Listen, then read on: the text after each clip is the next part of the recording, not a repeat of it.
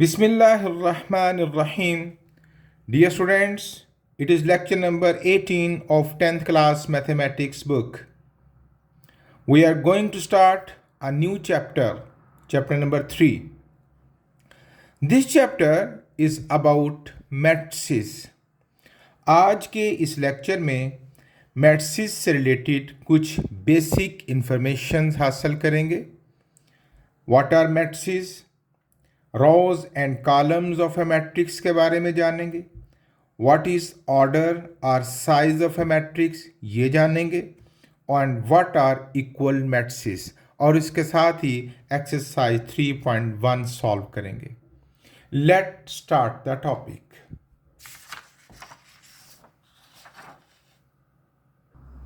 First of all, matrices.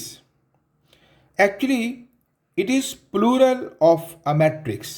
Matrices mean plural of a matrix. Matrix क्या होता है ये देखिए. अगर हम एलिमेंट्स को लार्ज या स्क्वायर ब्रैकेट में कैद करते हैं लाइक दिस, तो it is known as a matrix. Some more examples. अगर एक से ज़्यादा एलिमेंट्स हों तो हमें थोड़े डिस्टेंस से लिखना है, लाइक 5 थोड़ा फासला 3, और हमने स्क्वायर ब्रैकेट्स को यूज़ करना है. That means it is a matrix. Single होगा तो हम लफ्ज़ बोलेंगे मैट्रिक्स, MATRIX. एक से ज़्यादा होंगे तो मैट्रिसेस बोला जाएगा. फिर देखते हैं 1, 2, 3 and 4. There are 4 elements in this matrix और कुछ फासले के साथ लिखे जाते हैं. मैट्रिक्स का नाम हमेशा कैपिटल इंग्लिश अल्फ़ाबेट से रखा जाता है, जैसे मैं रख रहा हूँ ABC. और जो स्मॉल इंग्लिश अल्फ़ाबेट्स होते हैं वो इसके मेंबर की हैसियत से आ सकते हैं, लाइक दिस. इसके 2 मेंबर्स हैं A and B. एक और मैट्रिक्स ले लेते हैं 1, 3, 7, 8, 9, 6. यहाँ मैंने कुछ एग्जाम्पल्स आपके सामने रखी. These are matrices. अकेले को क्या कहते हैं? Matrix. It is matrix C, it is matrix B, it is matrix G. Okay. Matrix में एलिमेंट्स को थोड़े फासले के साथ लिखा जाता है और स्क्वायर ब्रैकेट यानी लार्ज ब्रैकेट से इनको कवर किया जाता है. Rows and columns of a matrix से क्या मुराद है देखिएगा. If it is a matrix तो ये जो हॉरिजॉन्टल लाइंस होती हैं इन्हें रोज कहा जाता है. If it is a matrix तो ये जो वर्टिकल लाइंस होती हैं इन्हें कॉलम्स कहा जाता है.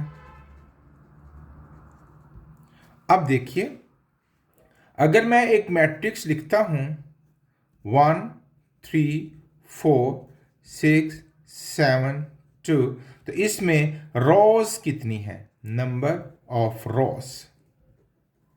How much rows are there? ये देखिएगा 1 and 2. There are 2 rows. And columns कितने हैं? Number of columns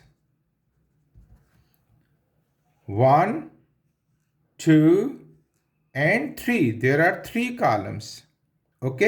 horizontal lines को रोज कहते हैं, वर्टिकल लाइंस को कॉलम्स कहते हैं. सो अगर मेरे पास एक सेट हो 1, 3, 4, 7, तो मैं जानना चाहूं how many rows are here? There are 2 rows. Number of rows 2 and number of columns 2 rows and columns गिन लेते हैं 1 and 2.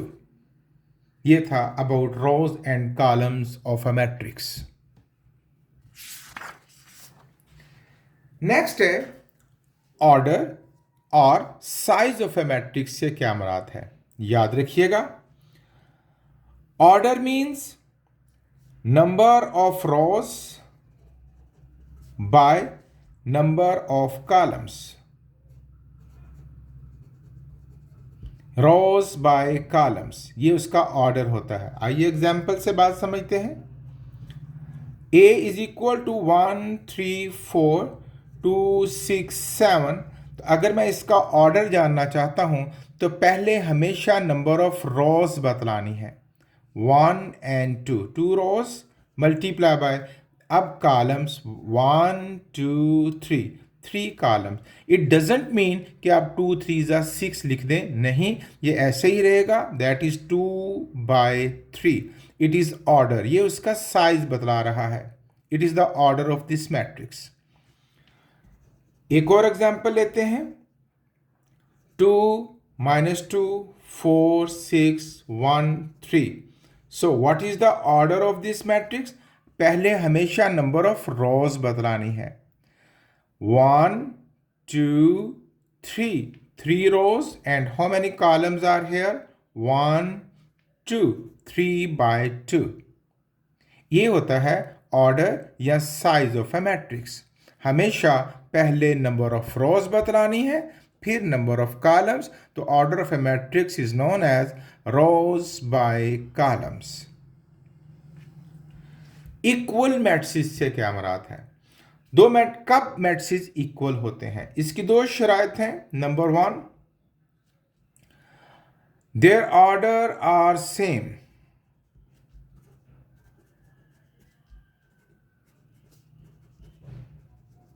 दो मैट्रिक्स में अगर कंपेयर किया जाए वो इक्वल होंगे if their orders are same. Number 2, corresponding members are same. आइए एग्जाम्पल से बात समझते हैं। अगर एक मैट्रिक्स है 1 2 और एक मैट्रिक्स है 1 2, ये A ये B, तो बज़ाहिर तो एलिमेंट्स 1 2 1 2 नजर आ रहे हैं, but they are not equal because their order is not same. इसका ऑर्डर है 2 by 1, इसका ऑर्डर है 1 by 2। एक और मैट्रिक्स लेते हैं लाइक C, 5 - 4 1 + 1। तो ये देखिए 5 में से 4 निकलेगा तो 1 1 + 1 2, तो 1 2 1 2। C और A का ऑर्डर भी सेम है और कॉरेस्पॉन्डिंग एलिमेंट्स भी सेम है। इसी तरह एक और मैट्रिक्स एग्जाम्पल के तौर पर ले लेते हैं 5 3 8 9, D ले लेते हैं हम 5 3 8 9। तो क्या ये एक जैसे हैं? नहीं, बोलने में तो मेंबर्स एक जैसे नजर आ रहे हैं, बट कॉरेस्पॉन्ड ऑर्डर तो सेम है। को 5 की जगह 5, लेकिन 3 की जगह 8 है, 8 की जगह 3 है और 9 की जगह 9 है। तो ये 3 की जगह जो 8 है ये मिसमैच कर गया, कॉरेस्पॉन्डिंग एलिमेंट्स इक्वल नहीं है, तो C is not equal to D। तो कौन कौन इक्वल हुए अभी तक की सिचुएशन में? A और C आपस में इक्वल हुए। A is equal to C। तो इक्वल मैट्रिक्स कब होंगे? When their orders are same and their corresponding members are also same. ये थी कुछ बुनियादी बातें। Let's start the exercise. बहुत ही आसान एक्सरसाइज है जो हमने सीखा, अब उसकी थोड़ी सी ड्रिल है, प्रैक्टिस है। Right the number of rose and number of columns in each matrix. ये मैट्रिक्स है, इसमें रोज और कॉलम्स बतलाने हैं। बहुत आसान। कितनी रोज हैं? 2। नंबर ऑफ रोज हुई 2 and number of columns 1 and 2। B है नंबर ऑफ रोज 1 2 3, 3 रोज हैं and number of columns only 1। एक ही कॉलम में तमाम मेंबर्स आ गए हैं, नंबर ऑफ कॉलम्स हुए 1। नंबर ऑफ रोज, एक ही रो में तमाम एलिमेंट्स आ गए हैं, number of rows 1 and number of columns अब अलग अलग हो जाएंगे 1 2 and 3, 3 columns. Okay, number of rows 1 2 3, 3 rows हैं and number of columns 1 2 3, number of columns भी 3 हुए। Rows, number of rows 1 and 2 and number of columns 1 2 3। Okay, ये था question number 1। Question number 2, write the order of each matrix. अब order अभी हमने पढ़ा कि ऑर्डर में पहले नंबर ऑफ रोज बतलानी है, फिर नंबर ऑफ कॉलम्स। तो ऑर्डर ऑफ मैट्रिक्स से तो कितनी रोज हैं? 1 2। नंबर ऑफ कॉलम्स कितने हैं? 1। तो 2 बाय 1, इसका ऑर्डर हुआ 2 by 1। Order of matrix B, 1 row and 2 columns, order हुआ 1 by 2। Order of matrix C, 2 rows and 2 columns, order 2 by 2. Order of matrix D, 2 rows and 1 2 3 columns, 2 by 3. Order of matrix E, 1 2 3 rows and 2 columns, 3 by 2. Order of matrix F, 1 row and 1 column, 1 by 1। तो आपने देखा, हमने जब भी order बतलाया पहले number of रोज बतलाई और फिर नंबर ऑफ कॉलम्स बतलाए। It was question number 2। Question number 3, which of the following matrices are equal. कौन कौन से हैं इसमें इक्वल? इक्वल की कंडीशंस आप जानते हैं, एक तो उनके ऑर्डर सेम हो और कॉरेस्पॉन्डिंग मेंबर्स भी एक जैसे हों। तो ये 2 बाय 2, कौन सा मैट्रिक्स है 2 बाय 2? ये वाला 2 बाय 2 और ये वाला 2 बाय 2। देखते हैं क्या ये और ये इक्वल है? 0 3 4 1। तो ये नहीं, ये स्क्वायर नहीं है, सॉरी, ये 5 + 4 9 बनेगा और ये 7 9 बाय -7 बनेगा, नीचे आएगा। तो ये है स्क्वायर मैट्रिक्स। 3 में से 3 जाएगा बच्चों 0, जी हाँ 0 0 के बराबर आ गया। 3 3 के इक्वल आ गया और 3 + 1 4 4 के इक्वल आ गया 1, जी हाँ। तो हमारे पास मैट्रिक्स ए जो है वो इक्वल आया एफ के। ओके, बी किसके इक्वल आया है? 9 और -7। ये देखिए 4 + 5 9 और 8 में से 1 जाएगा तो -7, तो बी इक्वल आया डी के। सी 2 3 6 4 8 6 4 8, ये इससे मिलता नजर आ रहा है। 6 4 8, 2 में से 1 1, 4 में से 2 2 एंड 3 4 1 2 3। ओके, तो ये सी किसके बराबर हुआ? ई मैट्रिक्स के। Okay, it was question number 3। Question number 4, अब जरा देखिए, if these two matrices are equal then find the value of A B C and D. अच्छा, यहां याद रखिएगा, आप यहां ओरल कैलकुलेशंस भी कर सकते हैं। मसलन यहां मुझे जब ये इक्वल है तो इधर इस मैट्रिक्स में लिखा हुआ है 5, तो मुझे यहां भी 5 चाहिए। तो मैं 2 में कितना ऐड करूं कि 5 बन जाएगा? 3। तो जाहिर है फिर ए की वैल्यू क्या बनेगी? 3। तो A is equal to 3, right answer. इसी तरह मुझे इस साइड पर 8 चाहिए, क्योंकि यहाँ 8 है, तो C में से 3 निकाल लें तो 8। तो C की क्या वैल्यू रखेंगे जिसमें से 3 निकाल लें तो 8? जी हाँ 11। 11 में से 3 जाएगा तो 8, तो C की वैल्यू हो गई 11। ओके, B-1 की जगह मुझे यहाँ पर 6 चाहिए, तो B की क्या वैल्यू रखेंगे जिसमें से 1 निकालें तो 6 बन जाएगा?